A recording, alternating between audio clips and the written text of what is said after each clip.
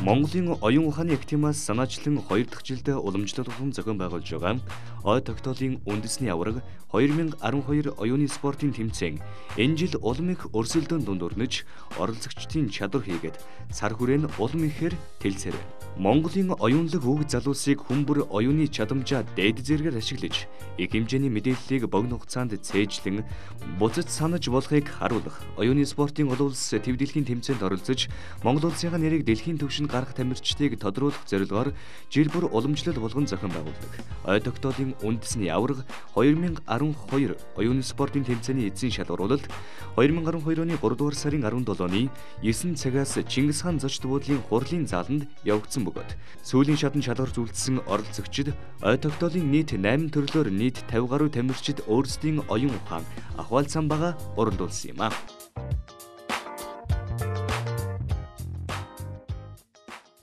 Монгол улсын төрийн дуулыг яваад тэмцээнэ эхлэе гэж бодсон. Төрийн дуул яваад цөмөр бас нэг сайхан цог золбоо энерги аваад хэлцгээдгөө.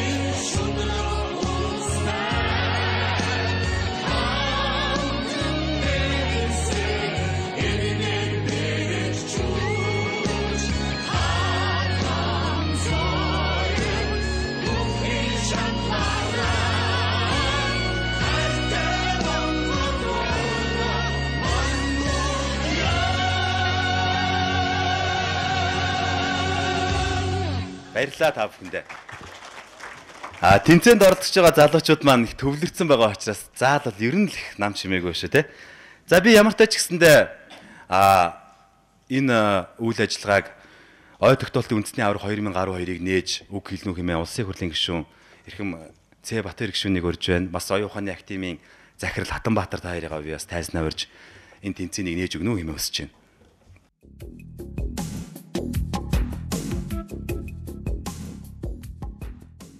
За ахвал самбаа оюун ухаанаараа өрсөлдөхөөр цугласан эрхэмсэг тамирчидаа энэ өглөөний мэндийг хүргье.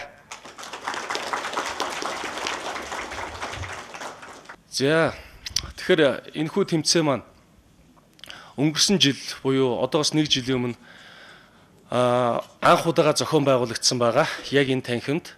За анх удаагийн зохион байгуулагдсан энэ тэмцээний үр дүн бол маш гайхалтай байсан. Тэгэхээр бид энэ дээр нэг зүйлийг хэлэхийг хүссэн байна л да. Ерөнхийдөө энэхүү тэмцээн уралдаанд оролцож байгаа энэ тамирчид маань цаашдаа энэ олон улс төв дэлхийн тэмцээнд энэ оюуны спортын энэ төрлөөр өрсөлдөж Монгол улсынхаа нэрийг гаргах ийм тамирчдыг би төрүүлэн гаргах ийм бодолтой байсан. За энэ бодол маань ч зөв байсан болов уу гэж бодож байна. Энийг юун дээрээс харж болох вэ гэхээр өнгөрсөн оны 12 сард ой тогтоолтын дэлхийн аварга шалгаруулах тэмцээн бүгд найрамдах Хятад ард улсын Гуанчжоу хотод болсон байгаа. Энэхүү тэмцээнд миний би 3 сурагчийнхаа хамт одоо маш амжилттай оролцож багаараа хүрэл медаль хүртэн. За бүх тамирчид маань бүгд топ 10-таа багтаж шилдэг 10-таа багтсан. За 2 сурагч маань ой тогтоолтын олон улсын их мастер гэсэн энэ эрхэм хүндэтэй цолыг бас хүртсэн. Бид бүхний бас энэ спортыг эхлүүлсний нэг амжилт байсан болов уу гэж бодож байна. За тэгээд энэ тэмцээнд за 2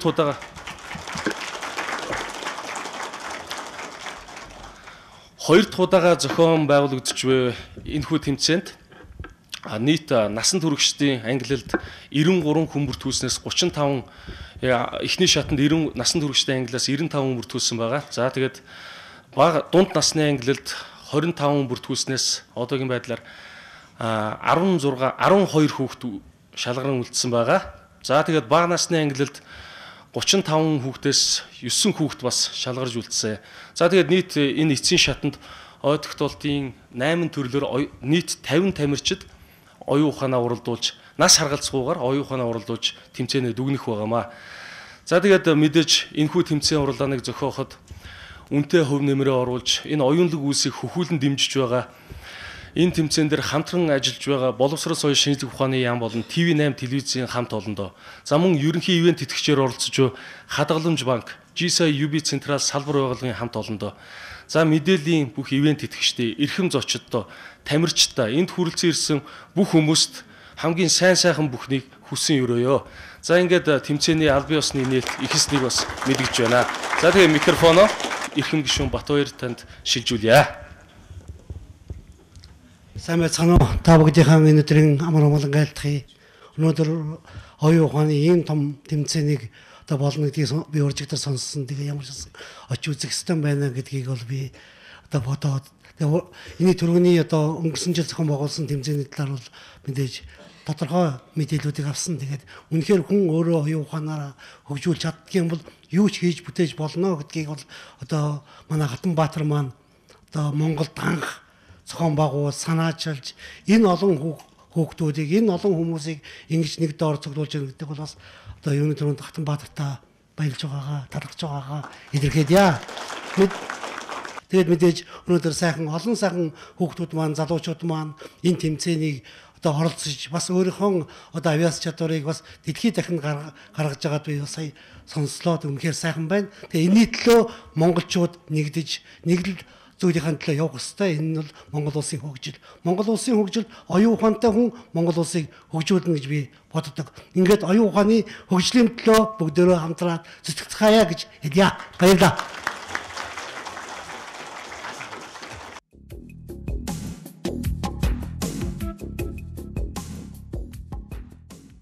За ингээд энд ирсэн за манай Хатнагийн шавнар бол бүгд мэдж байгаа. Энэ тэмцээнд оролцож байгаа хүмүүс бүгд мэдж байгаа. Зүгээр эцэг эхчүүд энэ төрөлцөн ирсэн хүндэт очтоо бас нэг бяцхан үзүүлбэр үзүүлэх гэсэн юм байна. Ингээд цөмөрө хамтдаа сонирхъя. Эхний үзүүлбэр аягтай үзүүлбэр байгаа. Та бүхэнд бас сонир санагдаж магадгүй. Та бүхэн ингээд сайн анхаараарай. Энийг маш сонирхолтой. Хамгийн гол нь энэ бол анхаарлыг бүр дээд зэгт нь төвлөрүүлж чаддаг ийм дасгал байгаа юм шүү. Бас ийм спорт байгаа юм шүү. За ингээд залуучуудаа амжилт хүсье эхлэе. Цаг яваад эхэлчихсэн юм байна те. За ерөнхийдөө энэ спорт өрөлтгээд бас сүүлийн үед хүүхд залуусын маш дурж сонирхож хийж байгаа нэг шинэ спортын төрөл байгаамаа. За тэгэхээр ерөнхийдөө энэ 12 ширхэг энэ хуунцар аргыг урьдчилсан дарааллын дагуу маш хурцтайгаар үрж хураахын үйл явц байгаа. Энийг бол ерөөсө хугацаагаар хэмжигддэг. Маш олон төрлөөр хийдэг. Бүр 4 өнгө оролцуулдаг, 5, 6, 7 өнгө хүртэл оролцуулж болдог. За тэгээд анх яаж ихэлсэн тэр хэлбэртээ бас шилжлээ. Тий. За баярлалаа. За баяр хүрээд эдгээр нэг алгатарч тийм ээ.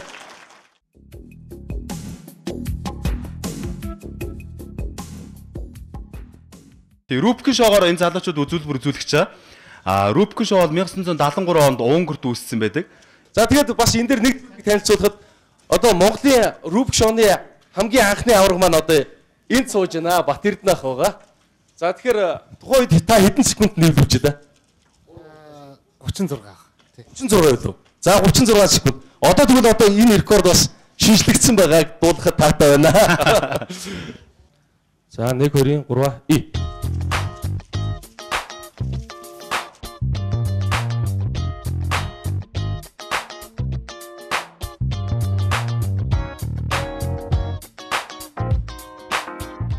За 25 секунд 81-нд байд. Рекорд шинжлэгдээ тийм ээ.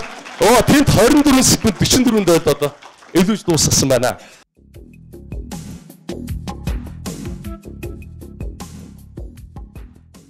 За одоо энэ дээр ямар үзүүлбэр үзүүлэх гэж нэхэр за энэ академийн 2 дугаар ангийн суралцагч маань та бүхэнд одоо 2 оронтой 2 тооны үр жүрийг бичиж үзүүлнэ. За 3 оронтой 2 тооны үр жүрийг 6 оронтой гарна тийм ээ. Энийг бишиж үзүүлнэ. За 4 оронтой 2 тооны үр жүргээд 8 орон бүхий энэ тоог бас энэ 2 дугаар ангийн сурагч маань бас хариуг бичиж үзүүлэх ийм даалгавартай байгаамаа тий. За хэдүүлээ нэг урам өгөөд алга таашаа тий. Тэхүү. За тэгэхээр за зочдоос энэ дээр эхлээд нэг 2 оронтой 2 тоо өччих. За мөн одоо өөр нэг зочин гарч ирээд 3 оронтой 2 тоо өччих. За өөр нэг зочин гарч ирээд 4 оронтой 2 тоо өччих. Болох уу? За хин гарч ирэх. За зулаа гараад. 11. За одоо эдрийг бодно доо. За тооны машинтай хүмүүс нь одоо шалгаад явна шүү. За дараагийн нэг үзүүлбэр. За одоо энэ дээр ямар учиртай үзүүлбэр вэ гэхээр морины нүдлэг бол бүгд мэднэ те. Г үсэг хэлбэрээр явдаг шүү дээ. Нэг алгасаад өрөөлдөд явдаг тийм ээ. За тэгэхээр одоо энэ дээр намуу нам нь ямар үзүүлбэр үзүүлэх гэж юм гэхээр үзэгчдээс тэр хойноос нэг хүн дурын нэг нүд хэлэх ёстой. Чинь F7 ч гэдэг юм уу. За эсвэл C6 ч гэдэг юм уу те. За энэ ихэлсэн нүднээс намуу нам нь шатрын хөлөг рүү харахгүй мориор нүүж эхлэх байгаа. За мориор нүүн яг тэр ихэлсэн цэг дээр нүдэн дээрээ буцаж ирэх ёстой. Нэг нүдэн дээр 2 удаа очтгоо 64 нүдийг явж дуусгах ёстой гэсэн ийм даалгавар байна. Тэгэхээр ойлгомжтой. Тэгэхээр мэдээж энэ цаашдаа бас нөгөө ямар давуу талтай юм гэхээр ер нь анхаарал төвлөрүүлэх өнөөдөр хамгийн шилдэг дасгал гэж өнөөдөр үздэг. Анхаарал төвлөрүүлэх маш олон дасгалууд үүдэг. Энэ дундаас биеийн хүчний ажил эрхэлдэг. За эсвэл одоо биеийн хүчний спортын хүртэл энэ дасгалыг дээд зэргээр хийдэг ийм дасгал байгаа. Энэ маань болохоор 3 үе шаттай байдаг. 3 дугаар үе шатанд орсноор хүний анхаарал дээд зэргээр төвлөрлөө гэж үздэг. За энд бас даадгуур гүйцэтгсэн байна. Энэ тоонууд зүв байна уу гэдгийг шалгадаа. Шалгасан юм байна уу? Утсан дээр чинь тооны машин байгаа, тийм ээ? За шалгасан уу? Бүгд зүв байна уу? За бүгд зүв байна шүү. За баярлалаа.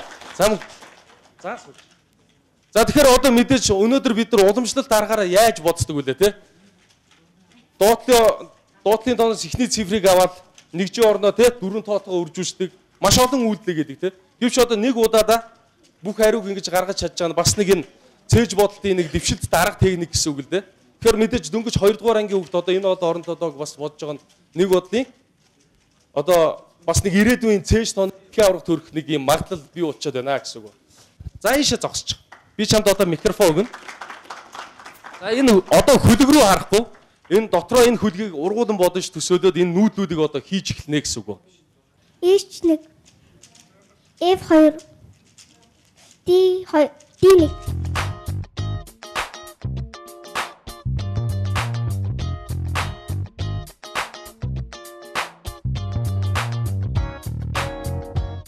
A4 B6 A8 За баярлалаа. За баярлалаа анууч. За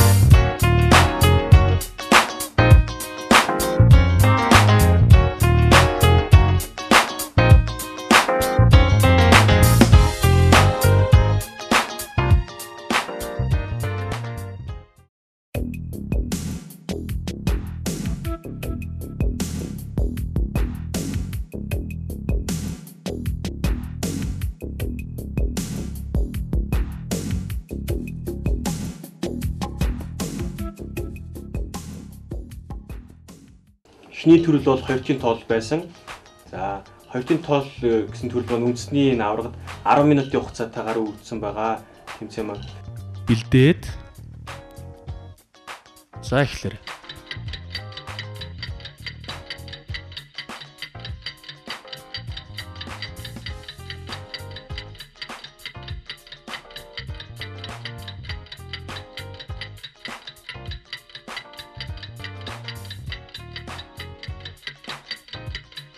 Миний хувьд бэлтгэл дээр ерөнхийдөө тогтмол 750 цифр цэжилж исэн.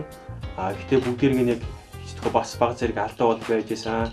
Тэмцээний үед бол би өөрийгөө 900-аар цифр цэжлэх болов гэсэн бодолтой байсан. Харин тэмцээний үед бас яг тэмцээн дээр байсан учраас эхлээд жоохон сандраад ингээд дунд хэсэгтээ ороод өөрийгөө битгий сандар гэдэг өөрийгөө тайвшруулад ингэж хийснээр бас 807 цифр цэжлээд албагүй нэрийн төрөлдөө төрүүлж чадсан байгаа.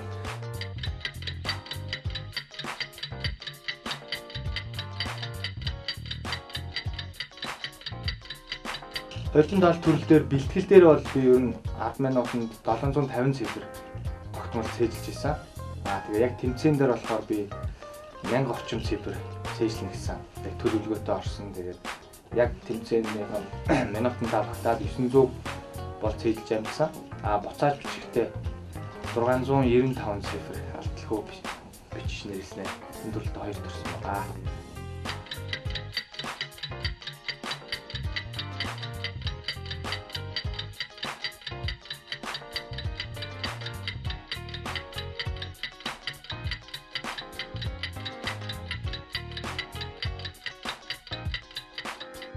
Тэмцээн дээр бас нэг 900 гаруй бол ер нь хийчих болоо да гэж бодсон боловч бас ер нь бол хангалтгүй байсан гэж өргөж байгаа. Тэгээд ер нь 580 цифр цээжлээд энэ төрөлтөд хүрэл медаль авсан байгаа. За хамгийн ихний төрөл 2-ын тоолол гэсэн төрөл байсан.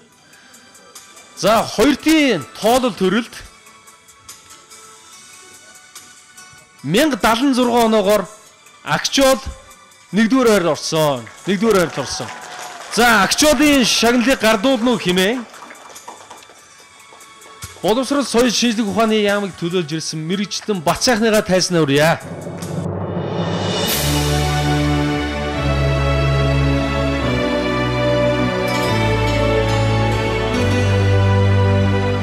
Хоёрдугаар байр Мегмар сүр орсон 926 зууны 66 оноогоор. За Мегмар сүрийн шагналыг гардуулна уу хэмээн Хутуула компани ерөнхий захирал Батхүлэг таныг тайснаа урьж байна.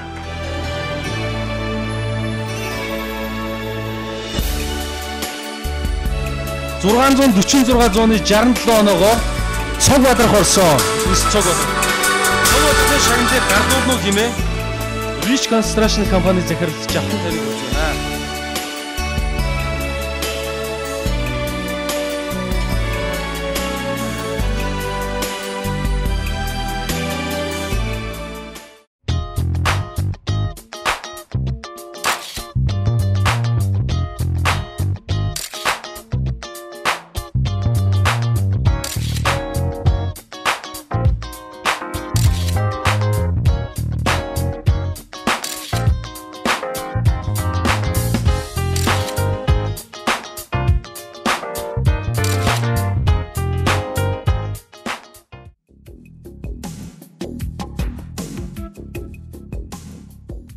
За тэмцээний 2 дахь төрөлд маань нэр зүс царай цээжлэх төрөл байсан.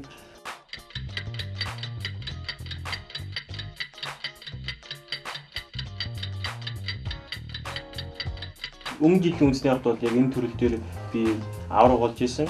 Харин дэлхийн аврагт бол яг энэ төрөлдөө насан туршидтын ангилал топ 3-т бас багтж байсан.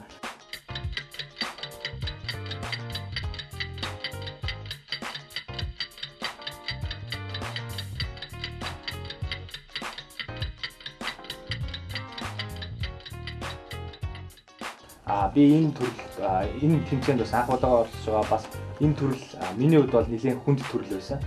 Тэгээд нэлээд хичээж чармааж хийснээр 55 хүний нэр зүсээрээ цээжилж 2 дугаар хайранд орсондоо маш их баяртай.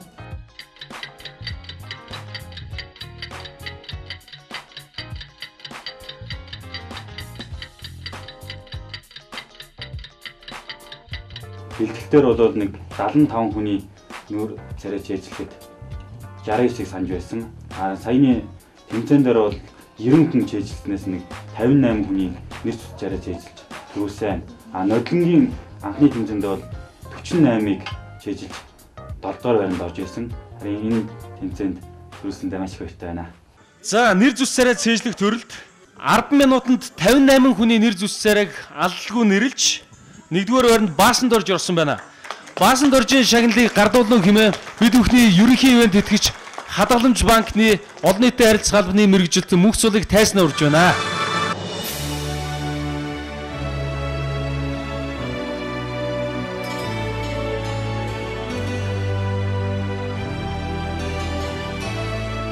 Хоёрдугаар байранд 55 нэр зүс царайг алалгүй нэрлж чадсанаар Мегмар сүр орсон байна.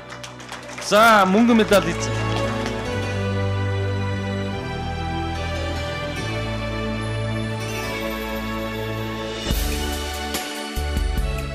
За нэр зүс царай цээжлэх төрөлд 54 нэрийг алалгүй нэрлж чадсанаар Акчол маань орсон байна.